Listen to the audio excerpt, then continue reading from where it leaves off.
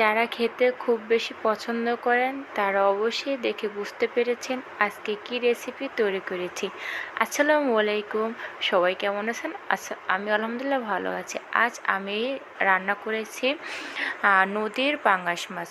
অবশ্যই যারা যারা নদীর পাঙ্গাস মাছ খেতে খুব পছন্দ করেন তারা অবশ্যই বুঝতে পারবেন এটা স্বাদ, ঘ্রাণ, টেস্ট কি বলবো, অসাধারণ। তো মাছগুলো আমি ভালোভাবে ধুয়ে লবণ মাখিয়ে নিয়েছি। একটা প্যান বসিয়ে দিয়েছি, মোটামুটি তেলটা গরম হয়ে যাওয়ার পরে পেঁয়াজ কুচি দিয়েছি 1 কাপ পরিমাণে। তার মধ্যে পরিমাণ মতন একটু লবণ দিয়ে দিয়েছি। লবণটা দিয়ে দেওয়ার কারণেও দ্রুত পেঁয়াজটা ব্লেসটা হয়ে যাবে। আদা রসুন পেস্ট দিয়ে দিয়েছি। আদা রসুন পেস্ট দিয়ে দেওয়ার পরে ভালোভাবে একটু নাড়াচাড়া করে নিয়েছি। নাড়াচাড়া করে নেওয়ার পরে এরপরে আমি দিয়ে দিচ্ছি পরিমাণ মতো একটু হলুদের গুঁড়ো।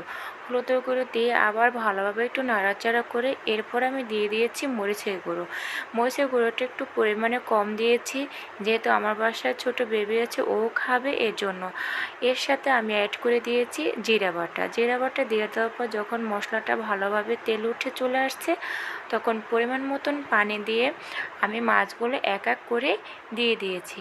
অবশ্যই নদীর পাঙ্গাস মাছ খেতে কে কে পছন্দ করেন অবশ্যই কমেন্টস করবেন, কমেন্টস করে জানিয়ে যাবেন কার কার এই মাছটি খুব বেশি প্রিয়।